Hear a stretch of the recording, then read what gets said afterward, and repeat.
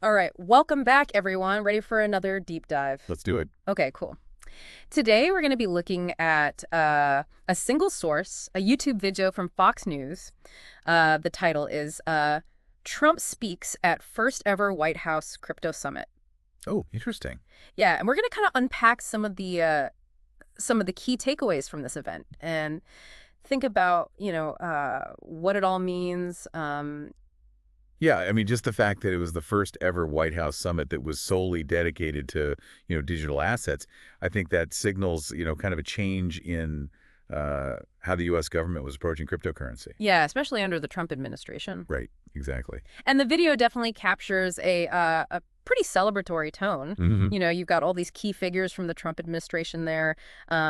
People like David Sachs, Scott Bessent, Kelly Laffer, as well as some prominent figures from the crypto world. Yeah, they're definitely framing this as a new era, Right, the exactly. beginning of something big. And the speakers in the video are very vocal about their support for Trump's vision and leadership in the realm of digital assets. Yeah, yeah, absolutely. So let's talk about what Trump actually laid out at this summit. Right. I mean, he made some pretty big pronouncements. Yeah. One of the biggest was the creation of what he called a strategic Bitcoin reserve. Oh. You can kind of think of it like a digital Fort Knox, Okay. but instead of gold, it would hold Bitcoin, Interesting. and this would be managed by the U.S. Treasury. I mean, it's really fascinating to think about, what the implications of a reserve like that would be. Um, just imagine the potential impact on the Bitcoin market if the U.S. government became a major holder of Bitcoin. Yeah, could it actually stabilize the notoriously volatile price of Bitcoin? Yeah, and how would that impact individual investors versus, large institutions? Right. A lot of questions there. A lot of questions. He also declared that America would never sell Bitcoin, seemingly setting a precedent for future administrations. Wow. Plus, he announced plans to explore ways to add more Bitcoin to this reserve, all without any cost to taxpayers. That raises an interesting question. How could the government accumulate more Bitcoin without impacting taxpayers? Yeah. I mean, the source material doesn't really delve into specifics, but it's definitely something to think about. What mechanisms could have been employed and would they have actually been feasible? Yeah, it definitely leaves us wanting more details. For sure. But that wasn't all. Oh, boom. Trump also called for a comprehensive inventory of all crypto assets held by the U.S. government. The idea was to potentially transfer those assets to the Treasury's control. So basically creating this massive U.S. digital asset stockpile. Yeah, exactly. That raises questions about, transparency and accountability. Right. Like why the need for centralized control? What implications would that have? Now, it's important to note that throughout this whole summit, Trump was very critical of how the previous administration handled cryptocurrency. He repeatedly framed it as a war on crypto that he was determined to end. I mean, using that term war on crypto, it's very deliberate, right? Right. It's a way to position his administration as, pro-innovation and supportive of the industry, in contrast to previous administrations. Yeah. It's a way to appeal to a specific audience, and to kind of solidify his image as a champion of cryptocurrency. Right. And to kind of emphasize this point, he even mentioned something called Operation Choke Point 2.0. Ooh, Operation Choke Point 2.0. That's intriguing. All right. Yeah. The video doesn't give us any detail. I mean, for those who aren't familiar, Operation Choke Point generally refers to government actions that are aimed at restricting, certain industries' access to financial services. Right. So if we apply that to the crypto world, Operation Choke Point 2.0 might refer to, efforts to pressure banks to close accounts of crypto businesses, or perhaps to create, other regulatory roadblocks that would hinder the industry's growth. Right. It's like a little side quest for anyone listening who wants to learn more. Definitely worth digging into. Absolutely. Now, it's important to note that Trump's approach wasn't all about deregulation. Okay. He also called on Congress to provide more regulatory clarity, especially for dollar-backed stablecoins and the broader digital asset market. Yeah, that makes sense. You know, I mean, this call for regulatory clarity resonates with a lot of people in the cryptocurrency industry. It's a tough balancing act, right? right. Like too much regulation could stifle innovation, but too little could leave consumers vulnerable to scams. Exactly. It's finding that right balance. Yeah, that's the key. And Trump definitely echoed that. He emphasized his belief in the economic potential of crypto and blockchain technology. He seemed to be saying, like, this is the future, and America needs to be leading the charge. Yeah, it's noteworthy that he's aligning himself with the industry's perspective there. Right. It shows a willingness to learn from those who are actively involved in the crypto space rather than just dismissing it outright. And of course, we can't forget his big statement, Trump's ambition to make America the Bitcoin superpower of the world. Yeah, the Bitcoin superpower. He wanted dominance in this digital asset arena. And it's clear that the idea of this Bitcoin reserve was a key part of that. Right. It speaks to the larger, global competition around cryptocurrencies and blockchain technology. Countries around the world were recognizing the strategic importance of these developments. Right. And Trump's statement really reflects a desire to ensure U.S. leadership in this, emerging domain. Right. And to kind of illustrate this shift in attitude, the video shares some pretty striking personal anecdotes. Remember the Winklevoss twins? Oh, yeah. Well, initially, they were worried about facing legal repercussions for their involvement in crypto. But at this summit, they're praising Trump's vision. So a real change of heart. Yeah. Talk about a change of heart. Yeah, I mean, their initial fear really underscores the previous, climate of uncertainty and potential hostility toward the crypto industry. Right. Their praise for Trump really highlights how that perception had changed, at least within the administration. Right. And they weren't alone. Another speaker in the video, his name isn't mentioned. Okay. But he expresses immense gratitude for the way the U.S. government under Trump was finally approaching the crypto industry with seriousness. It's almost like a sense of relief. Yeah. Like they're finally being taken seriously after years of being ignored. Yeah, that feeling of validation probably resonated with a lot of people in the crypto community. Yeah. Being acknowledged and engaged with by those in power can have a huge impact on an industry's development and its perceived legitimacy. So we've kind of laid out the key points of this summit. Yeah. A moment that definitely had a lot of energy and excitement around it. But of course, the big question is, what does it all actually mean? Right. That's the real question. And that's what we're going to delve into next. Okay. We need to consider the potential long-term effects of these pronouncements on the U.S. economy. Yeah. How these actions might have affected global perceptions of Bitcoin. And even how this compares to the approach taken by the Biden administration. Yeah, it'll be interesting to compare and contrast. So stay tuned as we continue our deep dive into Bitcoin under the Trump administration. Looking forward to it. So let's dive a little deeper into this idea of a U.S. government-held Bitcoin reserve. Okay. And we're talking about, this vast digital vault full of Bitcoin, all managed by the U.S. Treasury. Right. It makes you wonder, could such a move actually, strengthen the U.S. dollar? It might seem counterintuitive, but it's a possibility worth exploring. Imagine the U.S. government holding a significant portion of the world's Bitcoin. It could give them, considerable influence over the cryptocurrency market. Right. And that, in turn, could indirectly boost the U.S. dollar's standing as a stable store of value.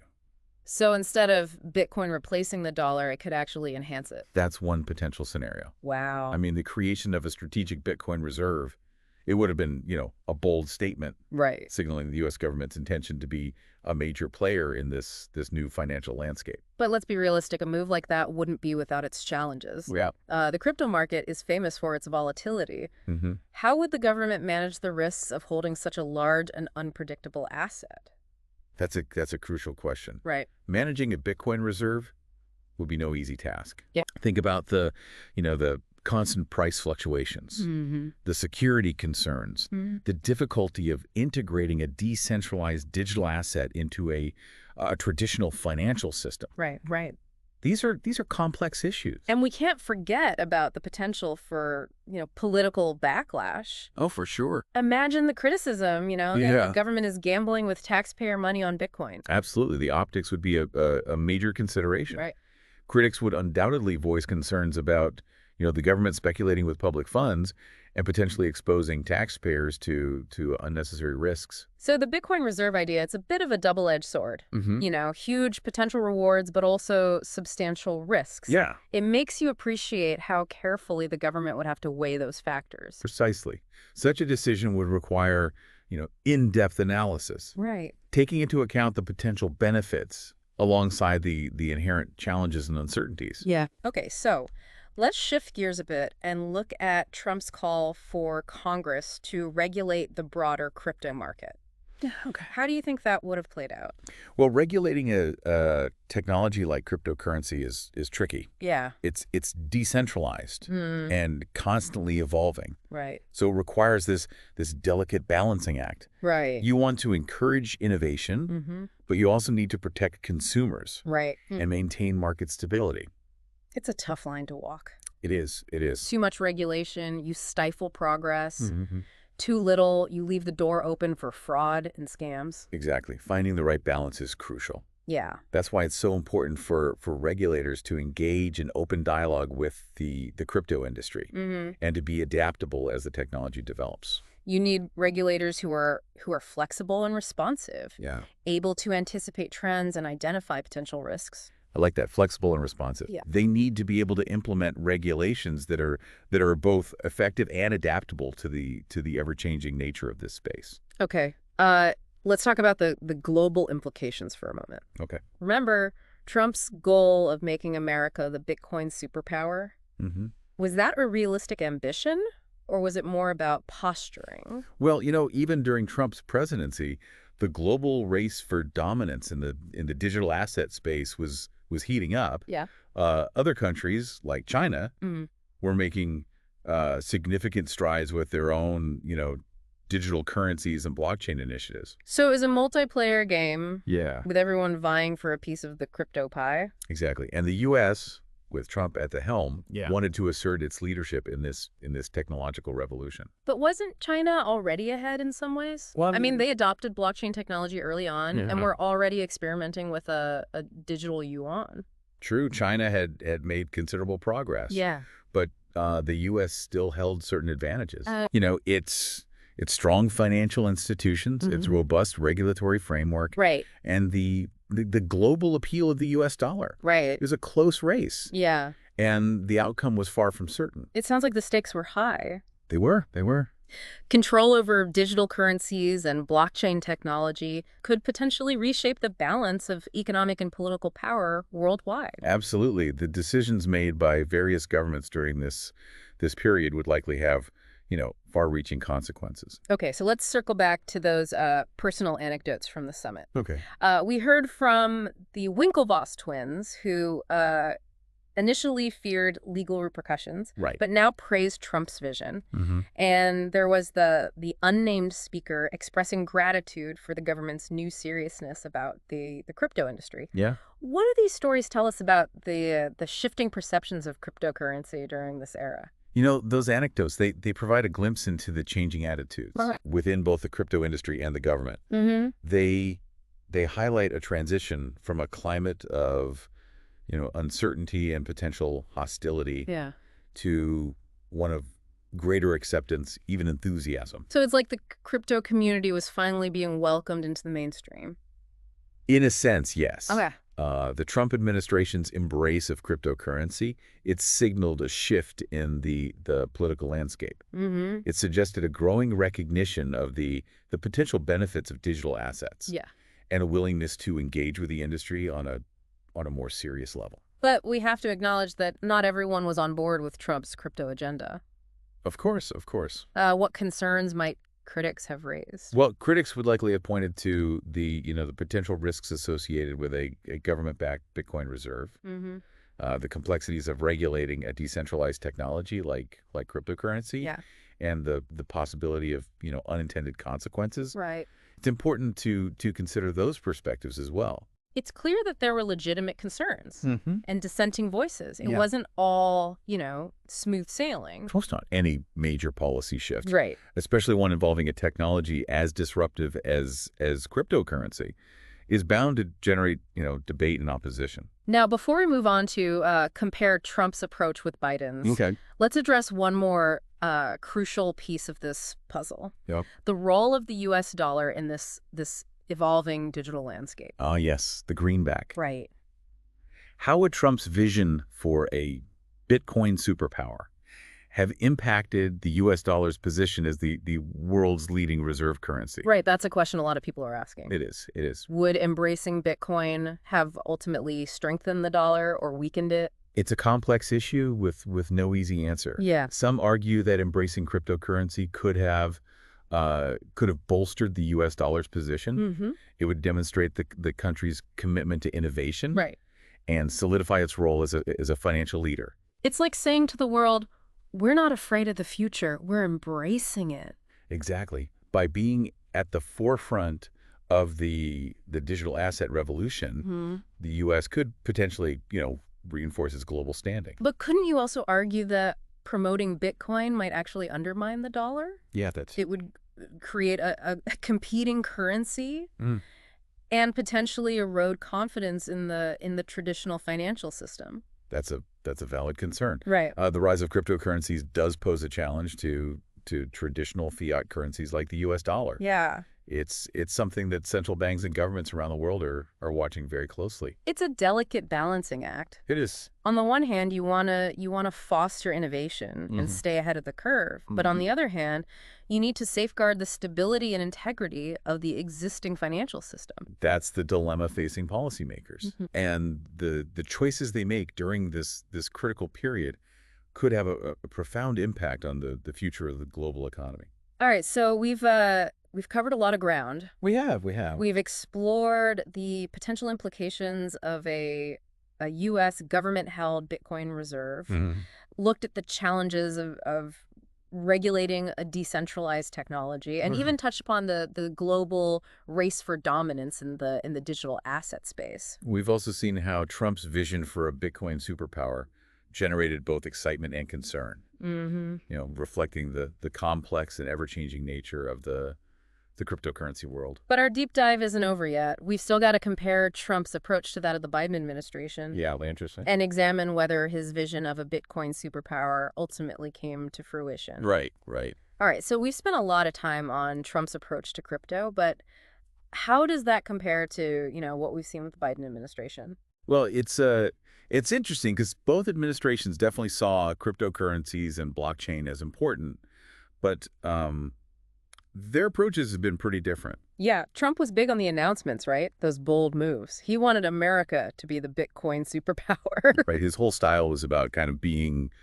dominant, and setting a strong direction.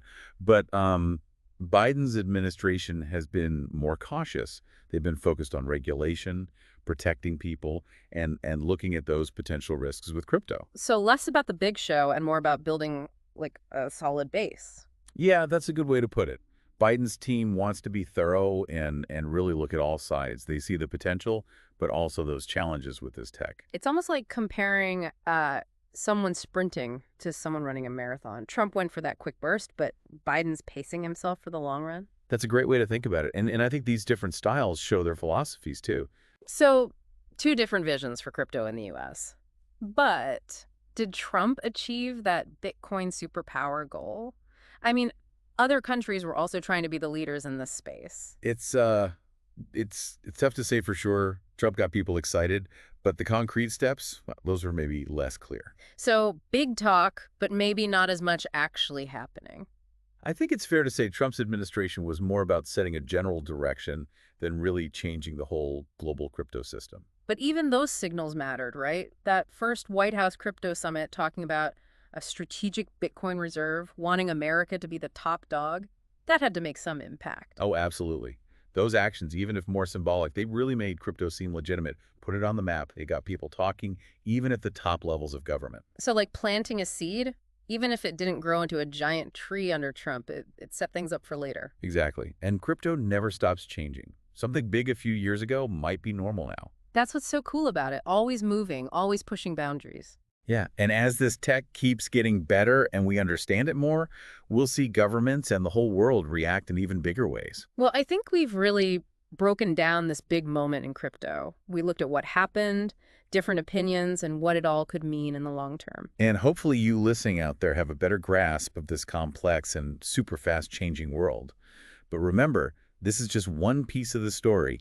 Crypto is still being written. That's right. Keep exploring, keep asking questions, keep diving deep. Until next time, everyone.